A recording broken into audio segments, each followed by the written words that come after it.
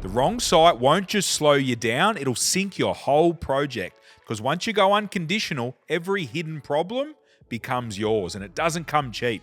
Today we'll break down what smart developers always check for and what burns the ones that don't. All right, guys, let's get into it. Welcome back to Peter Kelly Property. Pumped. It's another Wednesday. We're back. Hope everyone's week's going well.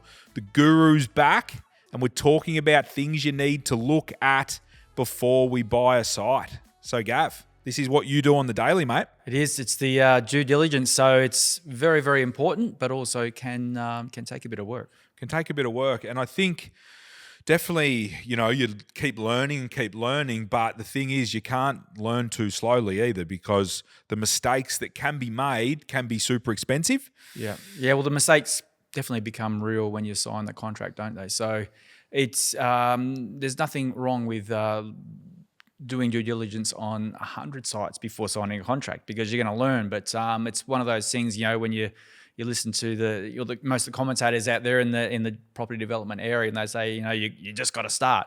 Well, that's great advice if you've done a lot of your due diligence and you're across it. So yeah. No, I couldn't agree more. And I think even what you said there, doing the due diligence on the sites you don't buy, I think that's when you're putting the reps in. That's right. When you're doing the reps and getting you ready for game day. So don't wait to do your due diligence on the site that you're going to buy.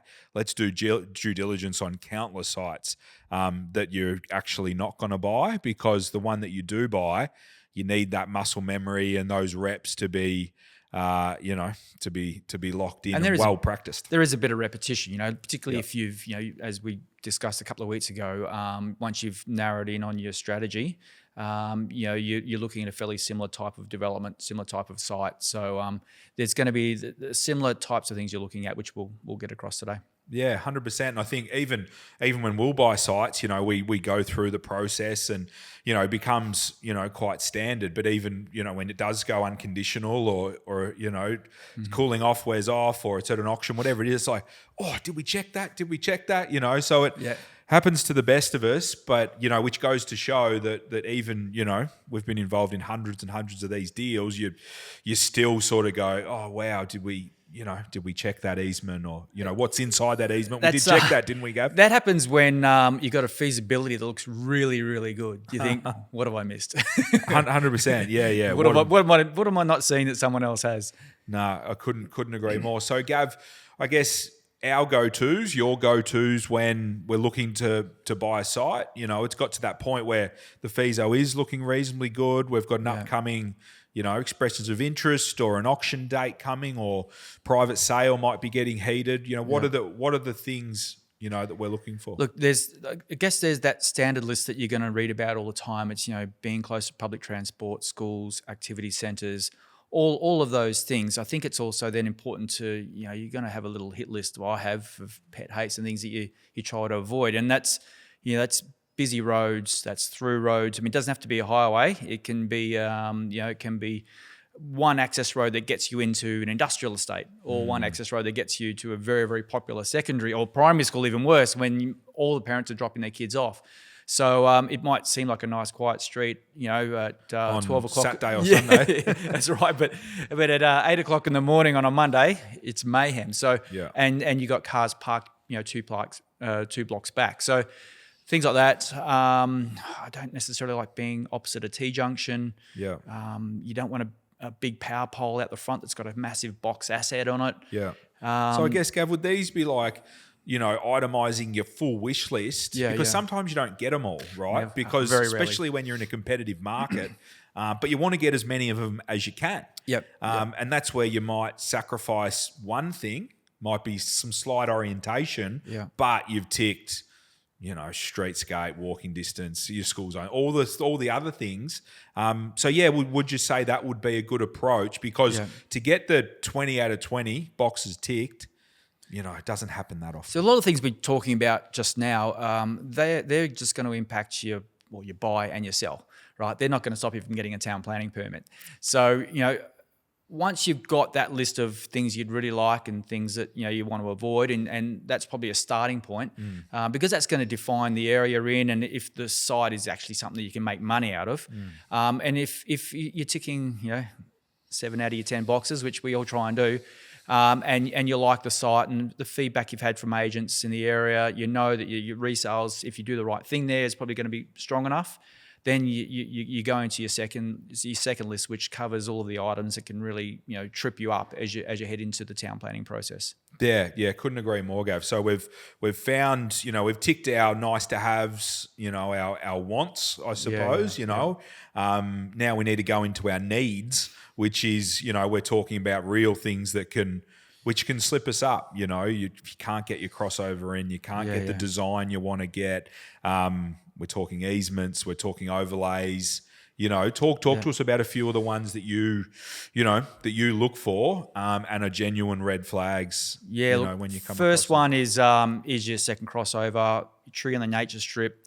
How much access have you got between the tree and the boundary? Yeah. Each council is going to be a little bit different there, so tread carefully. Because if you can't get your second crossover in and you want to do a side by side, suddenly you're not doing a side-by-side, which changes the whole landscape completely. That's right, and your full change of strategy once you've purchased a site is not healthy for a feasibility. And a good chance it doesn't stack up like you thought it did. Very rarely it will. The second thing to that is big trees on a site as well. Again, Bayside, Durban, those councils are very protective of their trees, whereas other councils, a bit more flexible, but still a big tree in the middle of the backyard is very unlikely it's going to go anywhere. So, but if you got your frontage you want, you got the north facing backyard, you're walking to the local school, you can walk to the train station, all of a sudden you think, geez, I've really got to try and make this work. There's no harm in going to the open, taking a photo of a tree, sending it to your arborist, and they can tell you in 30 seconds, look, mate, I'll go down and have a look because potentially we can get rid of it. Or a site we had recently, it was this tree would have been 10 meters tall. He said, that's just a big weed. And it'll go no problem whatsoever. But then sometimes it could be a protected species, and if a tree trunk is at, I think it's a meter from the ground or something like that, and if it's a certain diameter, then you're just not going to go near it. And that can kill a project. So there are two things there. But then once you sort of think, okay, look, our design strategy can work on this site, then it's zoning.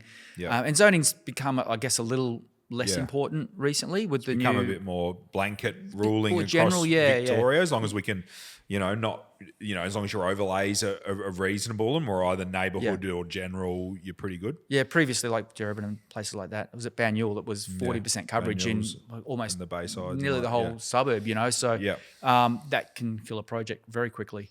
So they're all about 60% plus now. Coverage, then the overlays. Now we love our overlays, don't we? So got to be very wary of special building overlay, the SBO, so that's which more is of a like a flooding inundation, water egress sort of like if where water will travel in a and to do a dual lock on a site that's got a complete or covered completely by an SBO, that town planning application or that design is assessed by Melbourne Water, and Melbourne Water says no. The whole application is a no, and it's as simple as that. And they've a bit like councils, they interpret the rules. There's a bit of flexibility there on how they actually interpret the rules. So, and what we've been hearing lately is they have been pretty strict. They've turned into sort of the you see one that's sort of covering the whole site. It's it's nearly just a straight pass from us, isn't it? Yeah, it is pretty much at the moment. There's always more sites. So SBO, vegetation protection overlays, landscape overlays, they can be problematic depending on the council. And again, if there's no trees on the site, then you're okay. And just on the trees, you want the trees to be on your site. Like if you've got a big tree or a tree that you'd like to be removed and it's just on the other side of the fence to your neighbour, there's little chance you're going to get that removed. So so you got to figure out how you're going to play with it. It's actually better to have it on your site, and then at least if you can solve that problem, then you can solve it. But if it's on your neighbour's land, then that's going to be very, very difficult. And I think just quickly, that's a bit of a misconception that I speak to a lot of people and they sort of say, oh, don't worry, that's not on my site. When you're looking at it from the aerial and it's 50-50, you go, don't worry, it's not on my site. And you go, oh, that's the worry. I'd be, if it was yours, we could whip it out, but... it's still got a what they call a TPZ or a tree protection zone, which is the root system underneath the tree, depending on the height. and the canopy. And you're only allowed, well, your footprint of your design is only allowed to impede on that, 10% or something like that, depending on the council. Yeah, and the 10%, design. or you can do a root investigation that then can get closer. But these different foundations, but it all costs 100%, money. All costs money, and these townhouses, the idea is that you're maximising the site. The assumption is that you'll usually maximise your site. Absolutely. Suddenly, you're not maximising that site. What's that doing to your resales, feasibility? Gone. Yeah. So, and the other big one is heritage overlay, which again, that's about a bigger red flag as you're going to get, and unless you're doing a reno and you're very confident and you like risk. And it might be your own or place of residence, and you got time on your side, you got some money, don't get me wrong, there's some beautiful outcomes in heritage areas, but when you're playing the developer game. Well, most of the developers that have done that in a heritage zone, they don't sleep very much. Yeah, stresses them out. No, 100%. So we've got those. I guess getting into those standard, getting a conveyancer or your solicitor to look over contracts, things like that, which might pop up a covenant, little sneaky single dwelling covenant, or brick covenant, or easements, brick covenants. It's got that old page in the contract that's been scanned into it's difficult to read. The new digital contract. Take the time to read it, please. Take the time to read it. You probably got to read it a couple of times, really, I usually do. To sort of pull out the encumbrance out of it. Yeah. Just quickly on that, a lot of them have the old quarry covenant in it. Don't worry about that. That's no problem. The brick covenants, sometimes they can be the whole build, or sometimes it's a percentage. That can cost you 10 grand more, that can cost you 60 grand more. So, that needs to be taken into account in your feasibility.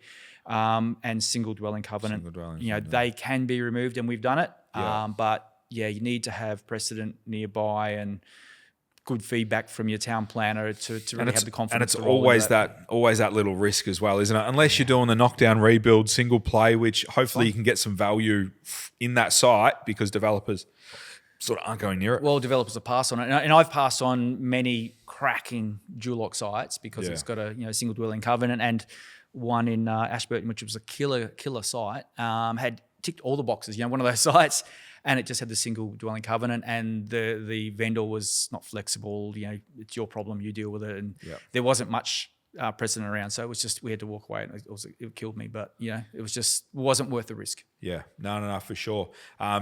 Moving on to talk about services, because obviously, as you know, in this development game, these new dwellings, need your NBN, they need power, underground via power pit, they'll need your sewer, they'll need water, all these things. What are where do you go to look for these connections, and are they connected to the block you're looking at? Well, if you're looking at a site that hasn't got a Section 32 or contract to sale in it or available already, then you can go to Dial Before You Dig. Free service, really good service. It's all there, and you'll find it's rare, but you might find sort of a concern there. And if you do, then talk to your designer. I mean, it's just one more phone call, and it can save you, a lot of money. Easements, they come up if you're using Land Checker or other portals like that. They'll always be displayed, and you'll see them on Land Checker as well. But if you've got a portal that you can just click on a site straight away, you don't have to go through all the other processes to get that information. But easements, most sewer easements are, you can work around. You obviously can't build on it. In some instances, you can talk to council, maybe a garage or something. Build over easement permits and things like that. A lot of the time, they'll be along the back of the block, which is fine, ideally. Yeah. And if it's just a sewer and if it's running beside the block and it's not on your land, it may restrict you a little bit to building up to the boundary, but usually okay. We had a site down in, I think it was Seaford or somewhere. It had a big easement across the back of the property, and it was fine because it was a really deep property. But when you dug a bit deeper, and I spoke to the water utilities provider, and it was a high pressure asset. And it wasn't far from one of their major facilities. So there was a lot of high pressure in there. So you needed a much, much bigger setback. So, and that did impact, what we could get on the site. It really took it down from a 4 site to a 3 site just to be safe. So we had to make sure it worked for 3. And if it did work for 3, then you can go through the process of 4, at the next stage. But you wouldn't be signing a contract thinking you can get 4 in there when you need a 5 or 6 metre setback from this asset. Yeah, for sure. And I think, and that's the thing, as I'm hearing it, you know, like all these services and utility providers, you can call them, you know, put aside 10 to 15 minutes to get through to them. But there is a lot of knowledge at the other end of that phone. This is the example, this is what I was talking about at the start. Doing this for sites that you're not going to buy before you go to buy one is the magic, because, you know, I know yourself, Gav, like, you know, you'll call a provider, and the info, and you'll get the info, and then we won't buy the site because we don't buy a lot of sites. You know what I mean? We don't buy a lot more than we buy because that's the nature of the beast. But then when you're looking at another site, and it could be another dozen sites later, it's like, hey, it's the same water authority, had this issue. Yeah. This is what this is. You know, you might do an actual check on the specific site, but you're either crossing it or moving forward with it based on the information that you got a few weeks ago that you actually took the time to figure out. So I think doing the due diligence on the sites you aren't going to buy, it really builds out that sort of intel. The council as well is a very, very good resource. I mean, that's what they're there for, you know. So and quite often, you know, you'll go, if you can't get the information you want on the website, they've got everything on there in black and white. You just got to try and work through it all to find what you're looking for. But when I find the information, and even if it's for a site that I don't want to buy, I'll rip it off the site. I'll take the PDF. I'll save it as a PDF, and I've got folders for each council, you know, and whether it's relating to trees, canopy coverage, you know, the distance between a tree and a boundary for a driveway, all those sorts of things, the regulations, the guidelines. I've got all that on file. Yeah, and you'll thank yourself when you do have the situation that you go, oh, I've got this situation, where do I go to first? And when you've got that info, you know, in arm's length, it's great to be able to meander down the road with the info you've already got rather than relying on others. And then you can either discard it or progress it down the line without, you know, having to call someone in business hours or hassle people. So I think that just happens with, you know, with time. Ultimately, using the information you've got, you're able to then establish a cost for your feasibility, which we spoke about earlier on another episode. So what that means then is if your feasibility is starting to stack up and you think that your red flags aren't as bad as what you thought, and you think, okay, look, I want to make a pitch at this. If there's anything that's outstanding, like if there's an easement that you've got to build up a bit closer to, or if there's a zone or an overlay that you're a bit unsure about, then call the consultant again and just say, look, I'm about to pull a pin on this. Yeah. You know, I need some sound advice. You know, I'm at that stage. So even if it's the second or third time you've called them, doesn't matter, because you just want to make sure, because there's no turning back. Correct. And if you are at that pointy end, they'll appreciate that. Yep. They've probably been there themselves, and that shouldn't be a problem. Yeah. And if it's a great site and they tick the box, you go and buy the site. The first person you call is them, and they send you an invoice. Let's go 100%. Awesome, Gav. Some great insights. And as far as, you know, you could talk about this stuff all day, but as far as, you know, doing all these things, putting in the work to tick all the boxes and try and foresee all the unforeseens, I think is super important. And like you mentioned, a week or two ago, we did the feasibility episode, you know, to understand your numbers and get your feasibility as close as possible, which is what we're all trying to do. It's getting this due diligence right and figuring out where the red flags are. Can we work with them? Can't we work with them? If we can work with them, what's the cost going to be to put it in the feeser? So a lot of this stuff goes hand in hand, and the better you get at all of it, the closer it is we get to, I guess, you know, dialing things in before we take the plunge. Yeah, the key thing with due diligence is that you identify the risk, you identify the cost that's related to that risk. And even in my previous life, coming from an estimating background, when you're looking at a tender or a feasibility and you're at that final stage, that's really what you're balancing up. You're balancing up how much money you think you're going to make versus the risk that it's going to take to make it. And that's, you know, if your ROI, if it's a higher risk site, then you want to have a higher ROI. And, you know, that's part of the decision-making process. So it's really important, not only because it could make or break a project and the feasibility, but to understand the risk. Yeah, the whole risk versus reward. Awesome, Gav. Great work. And yeah, a super important part of the process. When I speak to people, you know, the buyer's advocacy process that we do for people is probably the most important part of of the process. So it's probably the biggest value add that we can add to people. And if you are looking to do buyers advocacy on a site that is looking to be activated, you are looking to reno it, build on it, knockdown, rebuild, dual occupancy or multi-unit development site, that's what we do. We specialize in activating property sites and helping our clients buy them. Yeah, look, we can't control the market, but you can win or lose on a project at the purchase. Yeah, 100%. And we can control a lot of that. You know, we can't control the opportunities that are presented to us, but we can control the ones that we actually move forward on. So, yeah, love it, Gav. Thanks for coming back. We'll see you in a week or two. Great. Look forward to it. You'll probably be doing plenty more due diligence between now and then. I'm doing it this afternoon. Love it. Love it, guys. Anyone that's going to get value, please like, share, subscribe. And anyone that's still here, appreciate you so much. Make sure you jump in the comments, say something, shout out to Guru if you got any questions. And please, like I said earlier, if you need to do a knockdown, rebuild, dual occupancy, or multi-unit development site, please book a consultation. Jump in the Little Fish Network. A lot of content in there, a lot of resources in there. And most of all, as you're working through these processes and building out these due diligence processes yourself, jump in the network, jump in the community, and challenge them off other people, other property punters that are out there doing this, boots on the ground that are learning, and learn off them. Don't make your own mistakes. Learn off other people's mistakes.